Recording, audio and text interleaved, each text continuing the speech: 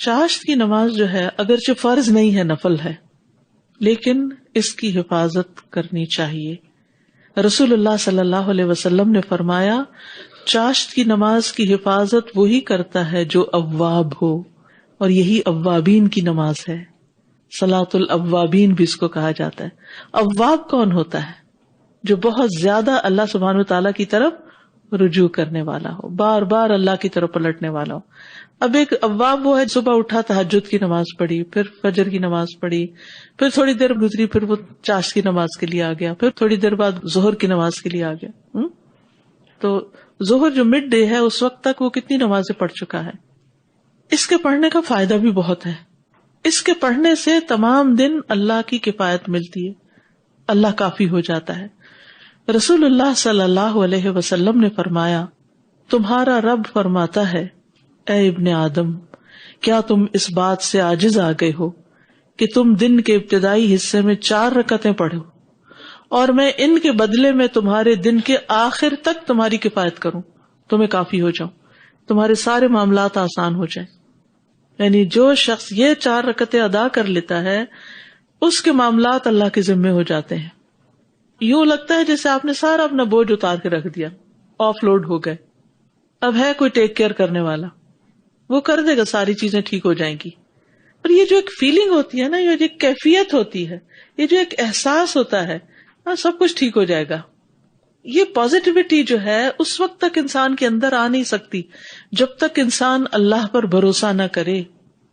اور یہ بھروسہ خالی کہنے سے نہیں ہوتا، اس بھروسے سے پہلے کچھ کرنا بھی ہوتا ہے. عقل و توکل، آپ کچھ کرو اور پھر اپنے امور اللہ کے سپرد کر دو. پھر یاد رکھیے یہ ابن آدم کے جوڑوں کا صدقہ ہے. جوڑوں کی بیماریوں اور تکلیفوں میں بہترین علاج ہے، یہ آزما کے دیکھیے اس کو. نبی صلی اللہ علیہ وسلم نے فرمایا صبح ہوتی ہے تو ابن آدم کے جوڑ جوڑ پر صدقہ لازم ہو چکا ہوتا ہے، لازم ہو چکا. چنانچہ وہ جس سے ملے اس کو سلام کہے تو صدقہ ہے، اس کا نیکی کا حکم دینا صدقہ ہے، اس کا برائی سے روکنا صدقہ ہے، اس کا راستے سے اذیت والی چیز دور کرنا صدقہ ہے، اور اپنی اہلیہ سے ہم بستر ہونا صدقہ ہے. اور ان سب سے چاشت کی 2 رکعتیں کفایت کرتی ہیں. یعنی اگر ان میں سے کوئی اور نیکی کا کام نہیں ہو سکتا تو چاشت کی 2 رکعتیں جو ہیں یہ سب صدقوں کو پورا کر دیں گی، جوڑ جوڑ کا صدقہ ادا ہو جائے گا. بعض اوقات ایک انسان صرف اکیلا گھر میں ہے، کوئی ہے ہی نہیں اس کے پاس، وہ کس کو سلام کرے، کس کو نیکی کا حکم دے، کس کو برائی سے روکے، کون سی راستے سے اذیت والی چیز دور کرے. اب کیا کرے؟ کسی کو بھی اللہ نے محروم نہیں کیا. 2 رکعتیں چاشت کی نماز، تو اپنے بدن کا روز صدقہ. ہمارے ہاں عموماً کیا رواج ہے؟ صدقے کا بکرا. جان کا صدقہ کیا ہے؟ بکرا. تو یہاں جان کا صدقہ کیا ہے؟ جان ہے، ذرا جان لگاؤ، 2 رکعت پڑھ لو. دیکھیے نبی صلی اللہ علیہ وسلم کی سنت کیا ہے، مجھے ذرا بتائیے کہ کوئی بیمار پڑا تو آپ نے بکرا صدقہ کیا، یا کوئی برا خواب دیکھا تو حکم دیا کہ بکرا قربان کرو. باقی آپ نے اگر غریبوں کو کھانا کھلانا ہے تو چاہے بکرا قربان کریں، چاہے آپ سوکھا راشن دے دیں، چاہے ان کے بچوں کی فیس دے دیں، ان کی پڑھائی کا ذمہ لے لیں، ان کو سال میں کتابیں لے کر دے دیں. بے شمار طریقے ہیں صدقہ کرنے کے، لیکن ہمارے ہاں صدقے کا ایک ہی طریقہ ہے، اور وہ ہے بکرا قربان کرو، اور وہ بھی کالا ہو. میں نہیں کہتی کہ کوئی جو بکرا کرتا ہے تو اس کا کوئی فائدہ نہیں، ٹھیک ہے، صدقے کی ایک قسم ہے، غریبوں کو کھانا کھلانا کر لیجئے، لیکن اس کو لازم کر لینا اور اس کے سوا سمجھنا کہ بلا ٹالی نہیں سکتی جب تک بکرا نہیں ہوگا، تو یہ کانسیپٹ غلط ہے. ہر صدقہ بلا ٹالتا ہے. کوئی بھی چیز کر لیجئے، اور اس وقت یہ دیکھیے کہ آپ کے قریب کس کو کس چیز کی ضرورت ہے. آپ اس کو تو روک کے رکھے ہوئے، وہ بےچارا تو ترس رہا ہے، وہ مصیبت میں مبتلا ہے، اس کی آپ مدد نہیں کر رہے، اور دور بیٹھے لوگوں کو آپ بکرے کا گوشت کھلا رہے ہیں. تو اس میں آپ دیکھیے کہ اگر آپ نے اپنی جان کا صدقہ دینا ہے نا تو 2 نفل چاشت کے پڑھنا شروع کر دیں. اگر آپ کے پاس گھر میں وقت نہیں، کام پہ جہاں جا رہے ہیں 5 منٹ پہلے پہنچ گئے، وہاں پڑھ لیجیے.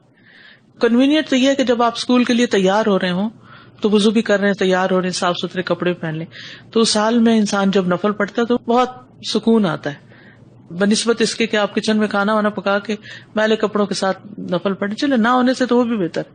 ان کا وقت جو ہے وہ سورج نکلنے کے 15 منٹ بعد سے سورج کے زوال سے 15 منٹ پہلے تک آپ کو کھلا ٹائم ہے، جب بھی آپ چاہیں پڑھیں.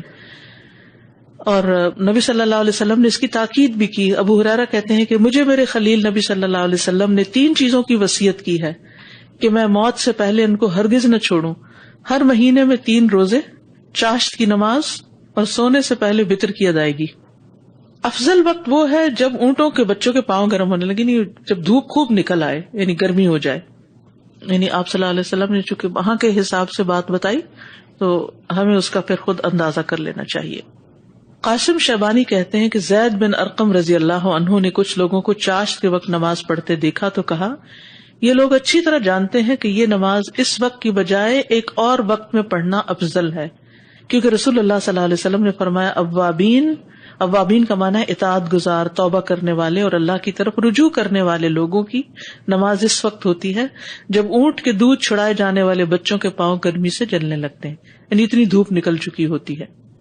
ابن باز کہتے ہیں اس کا وقت سورج کا ایک نیزے کے بقدر بلند ہو جانے سے لے کر اور زوال سے پہلے سورج کے رک جانے تک ہے، اور بہتر یہ ہے کہ تپش کی شدت کے بعد اس نماز کو شروع کیا جائے، اور یہی صلاۃ الاوابین ہے. معاذہ بیان کرتی ہیں کہ انہوں نے حضرت عائشہ سے پوچھا کہ رسول اللہ صلی اللہ علیہ وسلم کی چاشت کی نماز کی کتنی رکعتیں ہوتی تھی، تو انہوں نے کہا 4 رکعتیں، اور جتنی چاہتے بڑھا دیتے. وہ مہانی کے گھر آپ نے 8 پڑھی، 2 سے صدقہ ادا ہو جاتا ہے، 4 سے دن کی کفایت ہو جاتی ہے. اور اگر زیادہ بڑھانا چاہیں، آپ کے پاس کبھی وقت زیادہ بھی ہوتا ہے اور کبھی نہیں بھی ہوتا، تو کم از کم 2 تو پڑھیں، لیکن زیادہ آپ جتنی چاہیں پڑھ